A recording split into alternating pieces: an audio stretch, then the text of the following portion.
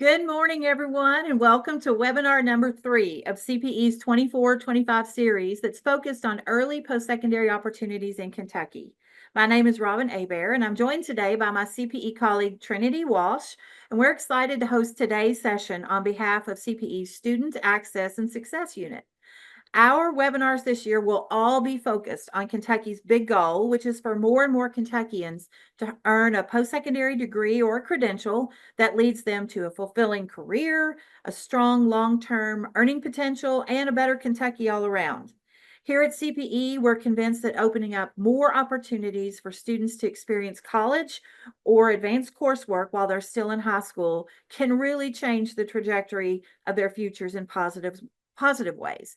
And it can support the current and the future workforce needs that we have here in Kentucky.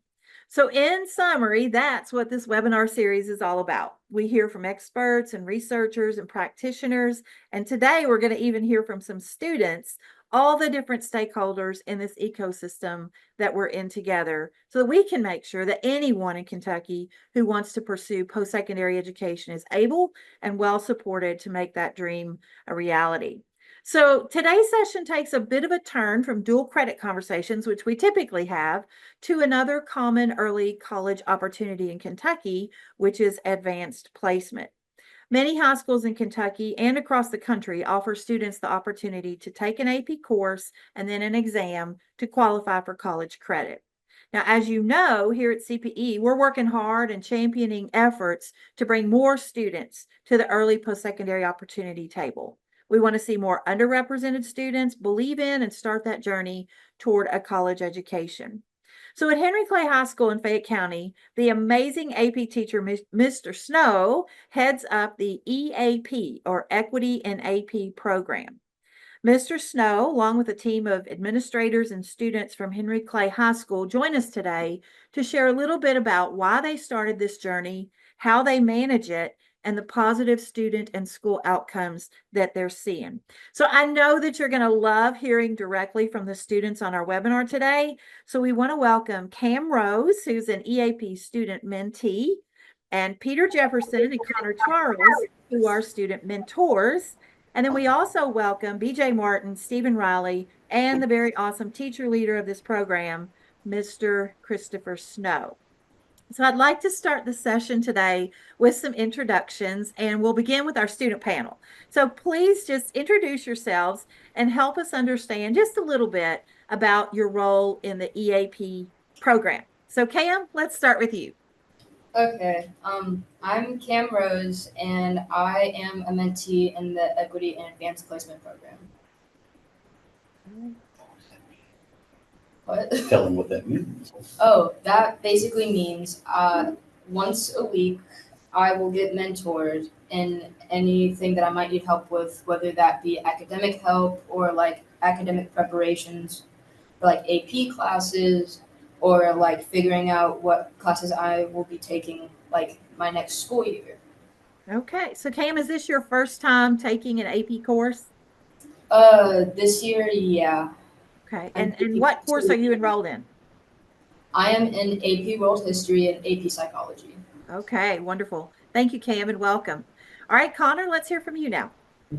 Hi, I'm Connor Charles. I'm a senior and I'm an EAP mentor. So me and Peter both co-mentor Cam, and we meet every week to help them with different AP classes and AP work and talk about future AP classes for the next 2 years.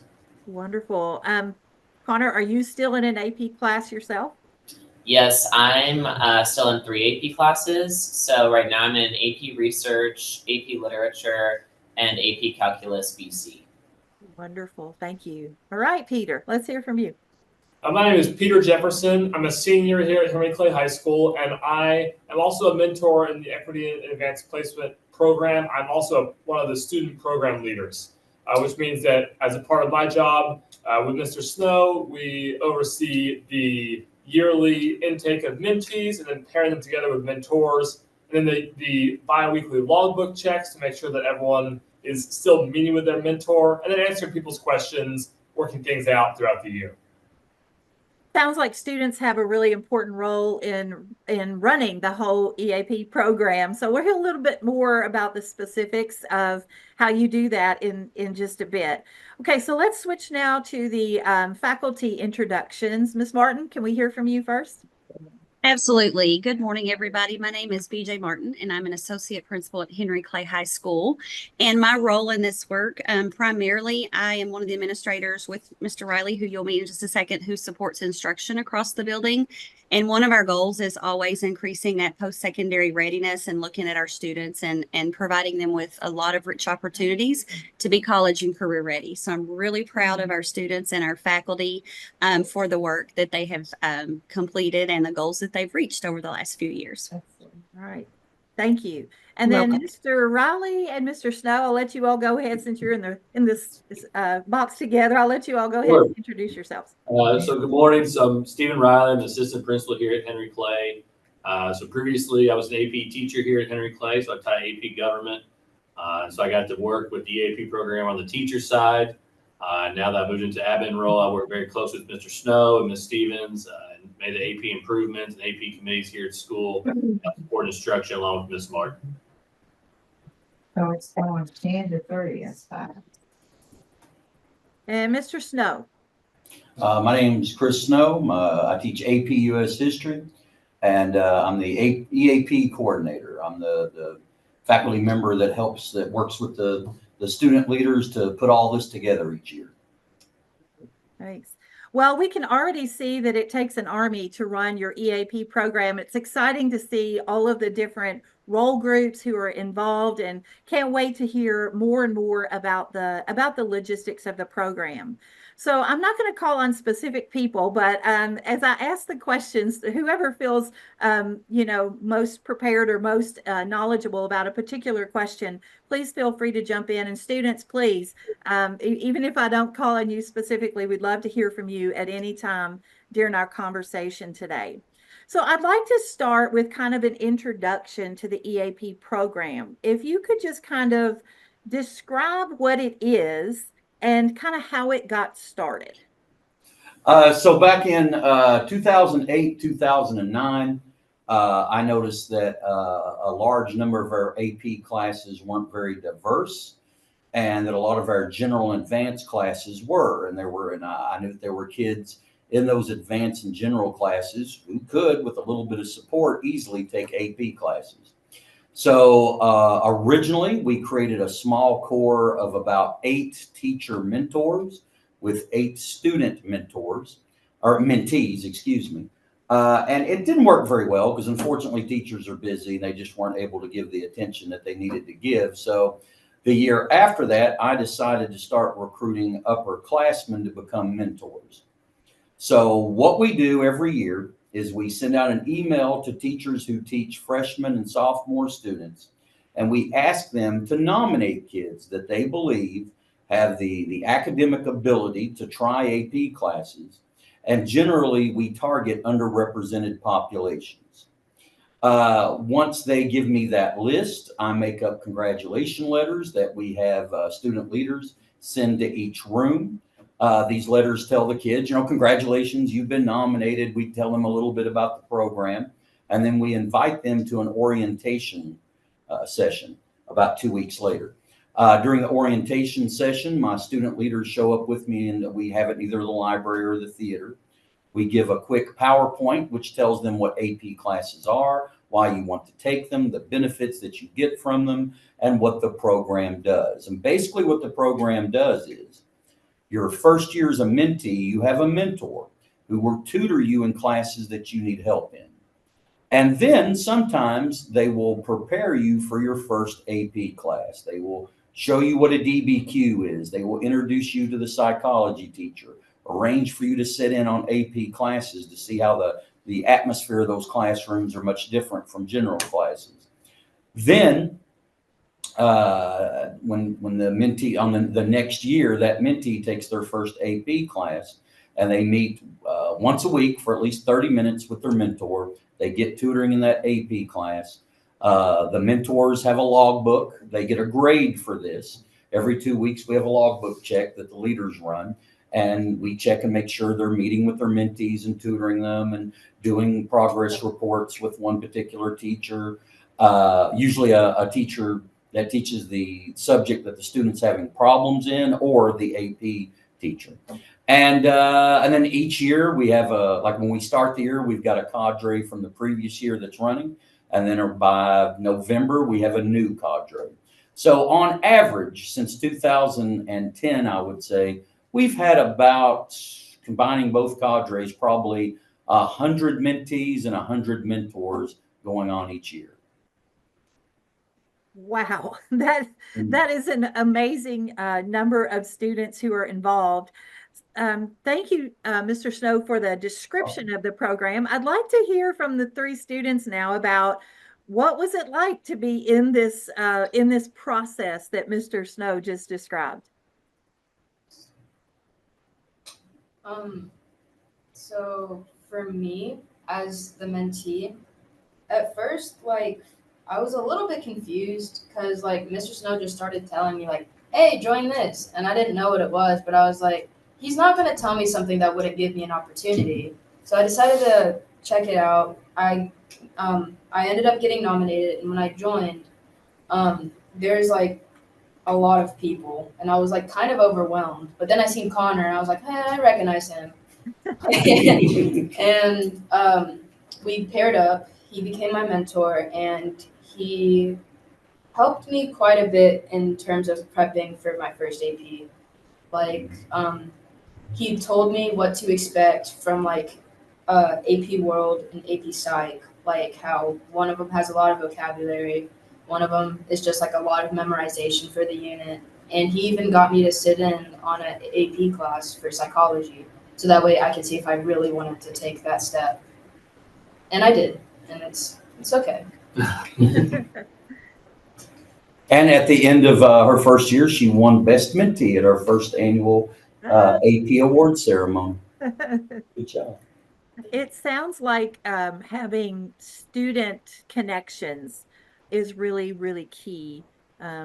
Yep. Pam, you're talking all about your experiences with your mentors.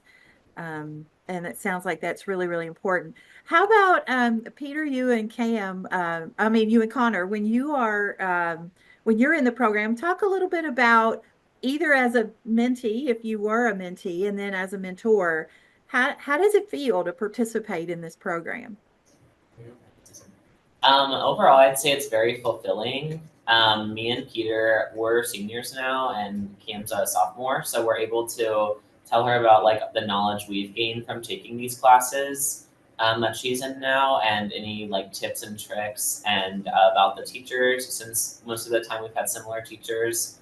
But I think it's just a great social opportunity also, like all our big EAP meetings on Tuesdays, there's just like tons of people there, and it's a great social environment to help each other. Like if someone's mentee's taking Spanish and their mentor might not know, there's plenty of other mentors that can help. So it's a great experience every week going to those meetings. Yeah, I think it's a shift from an individualized progression where you have to figure everything out on your own and make sure that you are taking all the right steps, to a group that is supportive, both in the one-on-one interaction between mentor and mentee, but also in terms of the entire group. The program is designed to help support you in all aspects, not just your academic, but also in your extracurricular involvement that mimics your ability to take challenging classes in college while also engaging with other things outside the classroom. You know, I really hadn't thought about, until I talked with you all, I really hadn't thought about the social aspect of the EAP program, and how it doesn't just prepare you academically, but Peter, like you said, for the whole college experience, kind of in a supported environment where you can learn what that's going to be like to juggle time management and other activities. That's great. I'd like to hear now, Mr. Riley. I'm gonna you and Miss Martin. I'd like to talk a little bit about the logistics of this. This sounds wonderful, but I've taught in a high school, and I know that high school schedules are difficult, and professional development for teachers is difficult. So I'd like to hear a little bit about, first of all, your commitment to this program, And then how do you work out the logistics so that these great things for students can actually happen? Sure. So the logistics, big part is just being willing to say yes. So, and kind of finding your guiding coalition and who can you bring along in this with you, because Mr. Snow does a lot of this, but I think even he would say, like, we have to have a team approach to this, and as hard as he works, we bring in our media center, we bring in our academy director, we bring in principals, we bring in other teachers. Last year we had our first ever AP breakfast. It's like we had bringing our CTE teachers who got their students to come in and make pancakes. And so you really have to be willing to kind of go outside of your bubble and pull in all kinds of different people, and just be able to say yes to some new things. You know, it's always kind of hard in the school. You kind of get in certain patterns, to say something, all right, yeah, we're going to try something new. We're going to try something different. And so I think just being willing to say yes a lot of times to something new and different, and go and be willing to ask for help, because it's too much for any one person to do every single bit of it on their own. Yeah. And so I think that's a big part of the success of the program is, Mr. Snow obviously, but also his willingness to say, hey, can you help me with this? Can you find other people to help me with this? I don't know who to talk to. And so I think a lot of times that's my job as his admin support, is like, all right, how do we work through these logistical issues, and so we can make these things happen for the students. And in terms of the commitment as the school, I think it's one of those things, like, we just see the success of it. We see how our students who take AP classes often pass those tests and go to college with credits. But even those who don't always pass the test, they will come back and tell you, I'm so glad I did this. I was so much better prepared for college. I knew how to write. I knew how to study. And those AP classes are a big part of that. And so for many years now at Henry Clay, we've looked to expand our AP offerings to support our students with that. We've tracked the data very carefully to see, where are our students being successful, where are they struggling, what adjustments do we need to make, so we can have a robust and successful AP program here at Henry Clay. And without the support of the administration, and without the support of the student mentors, the program doesn't exist. So those are two incredibly important elements.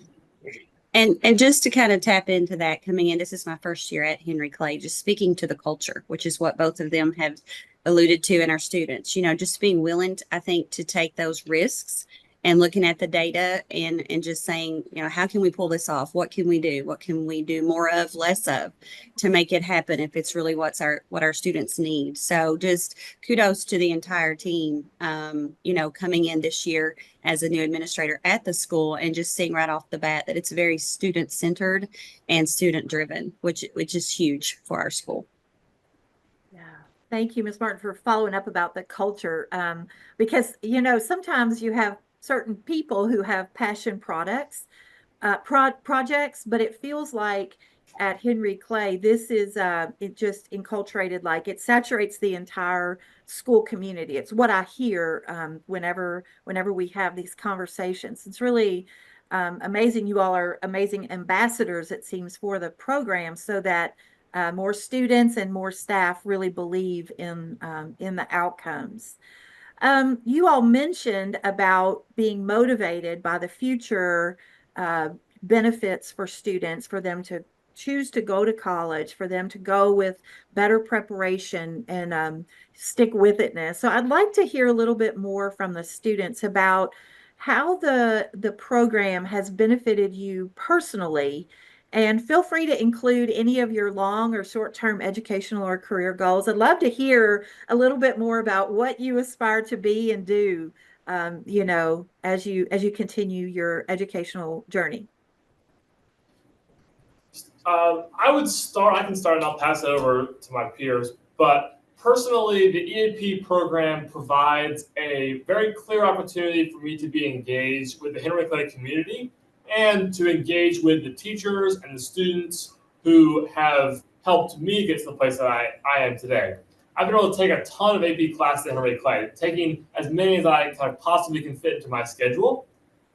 And so being able to take that experience and having somewhere to put that experience where it's not just a one and done situation where I get the credit, I move on. It's more of a development of community as I take the class and pass the knowledge on. In terms of long-term educational and career goals, I will plan to attend college and get a bachelor's and a master's degree. I'd like to pursue a career in public health and international aid. Thanks, Peter. I guess that leaves me next. For me, the EAP program has definitely helped with my understanding of how AP classes will go, and in turn, somewhat how college classes will go. For a lot of my classes, like EAP has been like a good support system for me to lean on whenever things get pretty tough. And like that'll definitely happen since this is my first time taking APs. I'm still like learning how to schedule myself, and Peter and Connor have been there for me whenever I need that. And for like shorter term, I guess, for education, I guess it'll be preparing me for more APs, seeing what would really fit like my desires for the future. And for long-term goals, I definitely hope that my knowledge from EAP and my AP classes will definitely push me forward to work harder in college, and hopefully I might be able to do something in the science field. Awesome. Thank you, King. I think Peter and Cam did a great job like explaining it. But in my 4 years at Henry Clay, I've taken 11 APs, and being able to pass down that knowledge and help people to be in a better situation maybe than I was when I took it, and be more prepared for the exams or tests in the class, and how to write DBQs and answer multiple choice questions, different things that are on those tests. I think that's one of the best parts of the EAP program, is that kind of preparedness. And it's definitely helped me a lot, being able to give that knowledge to younger students. And my future career plans is that I'm planning on going to college. Now Butler is my top choice, and I'm wanting to work in the music industry. I noticed you sporting the Butler sweatshirt, so I had a feeling that's what you were going to say. So many times we hear from students who, especially students who maybe have parents who didn't attend college or who have not had college on their radar, that they just don't feel confident about going to college and being successful in college. It sounds like I'm hearing you all say that participating in this program as a mentee and a mentor has really increased your confidence about, I can face any type of learning environment, and I have the study skills that it takes. And would that be a fair summary of what you're saying? I would say certainly. Okay. All right. Well, I'd like to go back now to the faculty for just a couple other questions. I know that you all have said that this EAP program is really beneficial to the teachers and the students who are involved directly with AP classes, but that it has also impacted your school culture as a whole and teaching practice in your school. So I'd love to hear a little bit more about how the program has sort of seeped into other areas of the school and the professional development and just the culture that you have. Well, culture-wise, we've expanded our AP program, more AP classes and whatnot. So I think, in my personal opinion, that's a positive for school culture. Beyond that, just the general notion of one group helping another is always positive. The EAP program sets forth that notion that we are here to help you, and you hopefully can help others, and then that kind of creates that circle of support. And I think that's a big part of our culture, and you see it amongst teachers as well.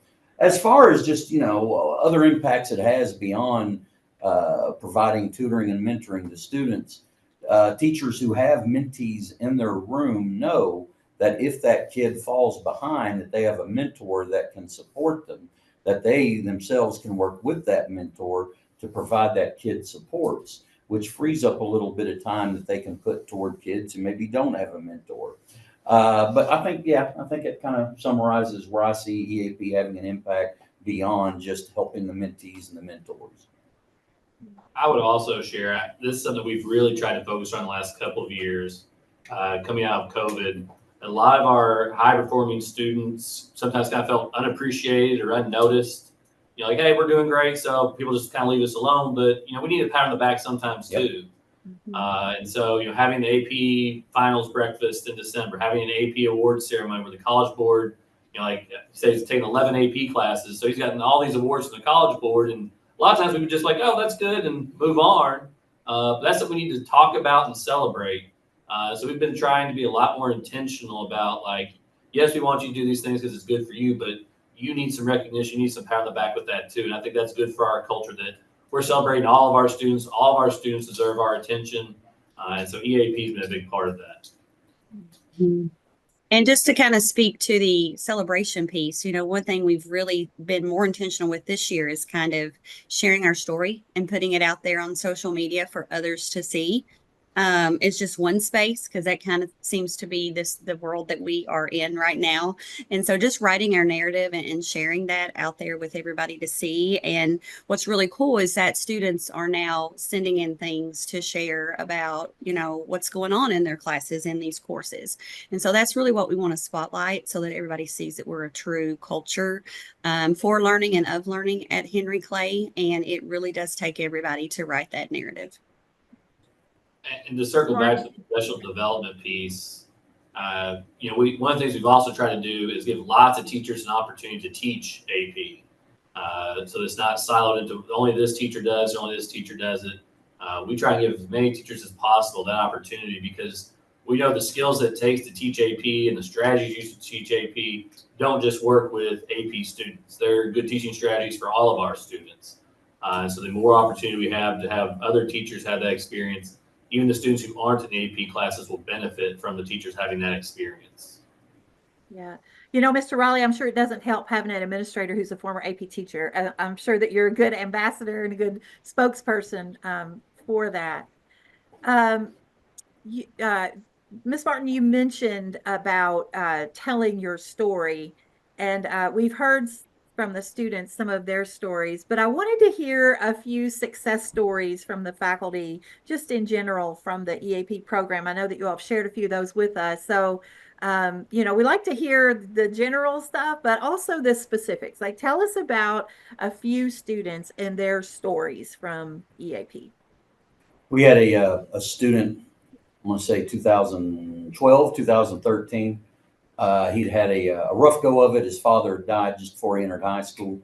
And when he came into high school, he was a good kid. He was popular. He was respectful, but his academics suffered because he was dealing very silently with the passing of his father. So we got him into the EAP program as a junior.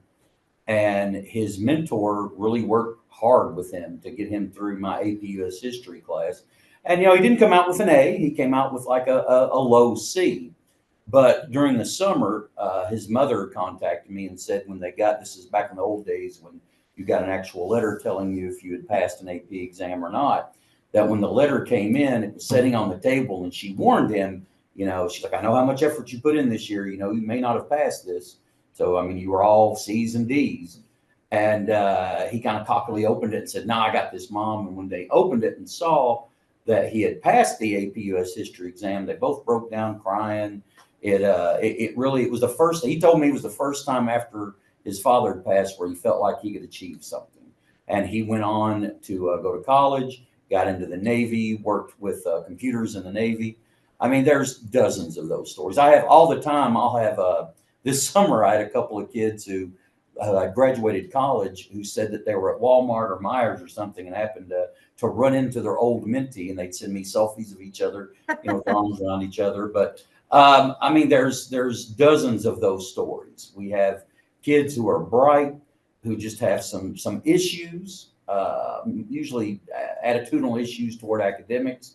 And if you can get them with a mentor that they can connect with, who's maybe been where they've been before in some aspect or another, and can sit down and start being friends with them and then progress them into the academic side of it, success. Now, you know, there's failures too. I mean, not every single EAP mentee passes AP exams. Not every one of them stay in.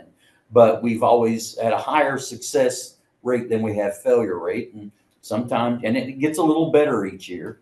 But as far as individual success stories, there's hundreds. And I know, like, as far as the mentors, year before last, we had a mentor who was offered a $75,000 scholarship, and in their letter from the scholarship board, it was mentioned that EAP is one of the things that impressed them. About 10 years ago, I had a girl trying to get a scholarship into Harvard, and she was competing with like 40 other people. And she showed me a little handwritten note that she'd gotten from the dean of admissions from Harvard that told her that her EAP leadership is what put her above. Because when these folks get together to figure out who's going to get what scholarship, usually every kid's resume looks exactly the same. So anything that sticks out gives that kid an advantage. And that's one way we sell that program to EAP mentors to get them to sign up to be mentors. So there you go. Yeah, I'm thinking back to Connor's comment about being a strong writer. And I guess the writing is great for that class, but also writing letters to colleges and application essays and those kinds of things. Really, you got the content, which is the involvement in the program, but also the skill of sharing that story and what it's meant along the way. Mr. Riley, Ms. Martin, any other student stories you wanted to share? I'll defer to Mr. Riley as a former AP teacher and Okay. now administrator. Okay. I would just say, like, this morning was a success. So one of the things that we talk about making adjustments, one of the things that our mentors, they had a hard time connecting with their mentees. So a lot of our mentees ride the bus after school, and they ride the bus to school. So it's hard to find time where they can meet up. And so Mr. Snow shared this problem too with me. We talked about it. And so we have an advisory period, it's kind of like a homeroom period. So last year we adjusted, we talked to our media center person. So like this morning, we had probably 50, 75 kids 75 at least. packed into the library working with each other. And to me, that's a huge success to have kids who are saying, all right, because advisors, they could be, working on homework, they could be doing something else. They could be running the hallways, unfortunately. But they're choosing like, all right, I'm going to go to the library. I'm going to work with my mentor. I'm going to work with my mentee to try and do better in school. And to me, that's a huge success that we see every Tuesday. And that's something that Mr. Raleigh put together. And let me tell you, it has made a world of difference having what we call Tutoring Tuesdays, where the kids can go once a week into the library during advisory. It has made the program so much smoother, because in the past, like you said, mentors and mentees had trouble sometimes meeting because the mentors can drive to school. The mentees have to get on the bus, so they can't stay after. So having that, which is something that he put together, really improved the program by leaps and bounds. Yeah, time is that most valuable resource Yeah. in almost any school. And so I love how you all have just tried to create time as best you could. All right, we're almost out of time for our conversation today, but I did want to go back to the students for one last question. It's difficult to sometimes when teachers and schools create these great programs like the EAP program, sometimes it's difficult to convince students that it's a good idea to get involved, to take that risk, to get out of your comfort zone. So I was wondering, what advice would you all give to school administrators or other schools, teachers who are trying to convince students that this is a good idea. This is a good thing. You'll be supported,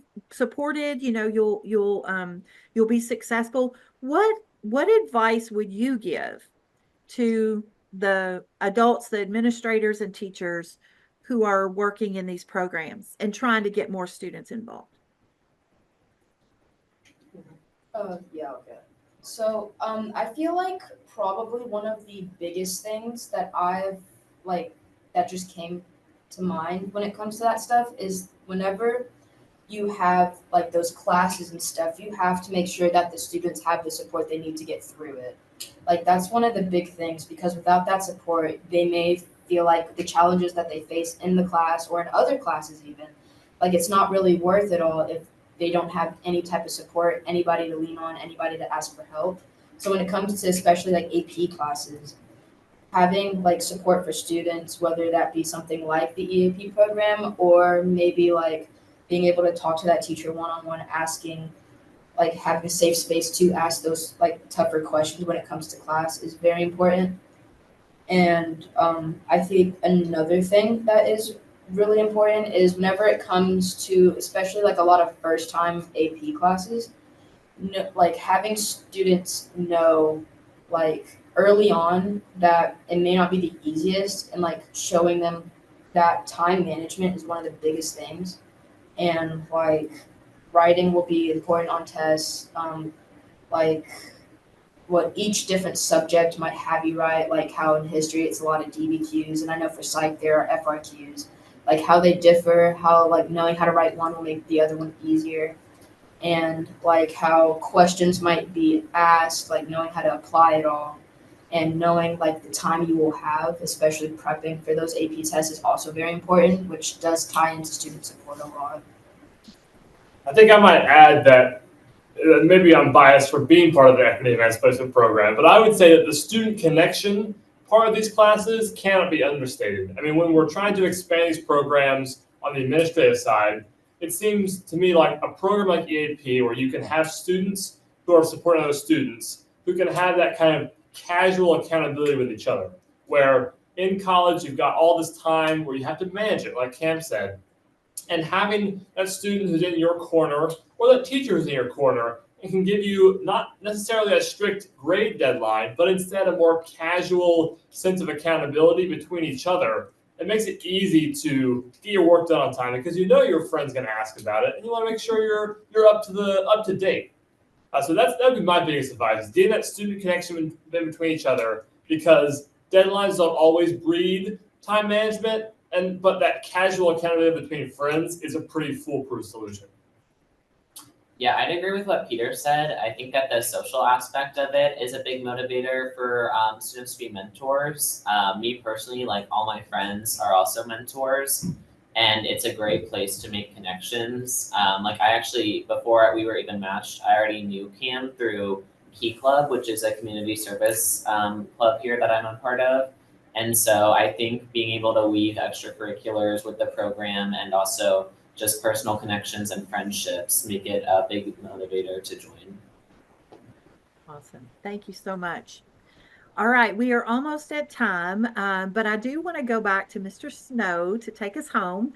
I know, Mr. Snow, that you've created a gift for all the people who are participating today, that you have some resources to share. So I wanted to give you an opportunity to tell a little bit about what you've got for the attendees today. We've put on a Google Doc. We've uploaded a file, which I'm sure we can send a link to anybody who wants it, or if you can contact me directly and I can send it to you, however you want to do it. We have everything you need to start an EAP program. We have the logbooks, we have the trainings, we have the orientation, we have the congratulation letters, we have everything that you need. A document of about, or a packet of about, I don't know, 15 or so documents.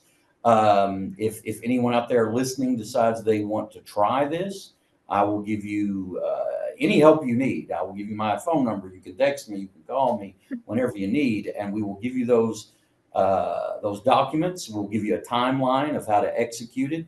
We will show you how to recruit upperclassmen mentors, how to get mentees involved, how to get parents involved. You just let us know and we've got it for you. We've got it, like I said, we've got it on a Google Doc for now that we can send you a link to. Or if that doesn't work, you can simply email me, christopher.snow@fayette.kyschools.us, and I will email you that link, or I will send you the documents, whatever you need. Wonderful. You know, in the realm of that time being our best resource, you just saved these folks who are listening today a lot of time. And so we really appreciate your generosity on sharing that. Of course, as always, Trinity will follow up with everyone in attendance today, and she'll send you contact information and links to those documents, and we'll be sure to upload those into the Early Post-Secondary Toolkit as well. Well, I just want to say thank you to those who have been on the webinar today. And can't say enough how much we appreciate the hard work that you're doing, and the students and the faculty alike. And I will just close out by saying, does anybody have any final words you want to say? we just appreciate the opportunity to let folks know about the hard work these kids do. All right. Well, I'm going to turn things over then to Trinity, who has got a data moment as always, and she'll talk a little bit about AP more broadly in Kentucky and some key information there. So Trinity. Thanks, Robin. I've been really impressed by everything that our guests have said today. It's great when we can have students on our webinars to really showcase the impact that programs like these have. Honestly, it's been my favorite part of this webinar. And so I'm really excited about what your takeaways from this have been as well. And I will share those Google Docs that Mr. Snow just talked about. I'll post it on our episode toolkit, and I will send out a follow-up email sometime later today or tomorrow after our presentation. All right, I'm going to share my screen with you. All righty. So Kentucky has really invested in making sure all students have access to high quality and rigorous content for all students here in Kentucky. In the last several years, they have helped to reduce the cost of AP courses and make these courses more accessible with financial reductions. As you can see, students can take AP exams for as little as $25 to sometimes free. And all of this information is on the Kentucky Department of Education's website. Henry Clay has been doing a great job, and we heard all about that this year. And with their AP participation, they have earned some achievements and recognitions. Only 22% of the schools in Kentucky earned an AP honor roll distinction, and Henry Clay was one of them, earning the Bronze Award. So congratulations on that great honor. Nationally, AP has grown over the last 10 years. And one of the most notable items is the fact that underrepresented students' participation has grown significantly. Programs like the Equity and AP program that Henry Clay provides are some of the tools that can be utilized to increase student participation for these groups. So if this is something that you are interested in for your school and how to engage more students, I would highly recommend that you look through the tools and those resources that will be provided for you, as well as talk to Mr. Snow about their programming and how this might benefit your school. College Board research shows that students who participate in AP courses are not just in it for the college credit, but also taking AP courses increases students' likelihood of enrolling in college, increased performance in introductory college level coursework, and once a student has taken an AP course, they are more likely to score higher on future AP exams. In a study by the Center for American Progress, they found that students that are engaged in AP courses narrow opportunity gaps for students, and they offer flexibility and potentially earning college credit. They found a linkage in shorter times for college degrees, and on average, students who take AP have about $1,000 less in debt. And here in Kentucky, we are so lucky because students who take AP and have passing scores also get a KEYS bonus for that score.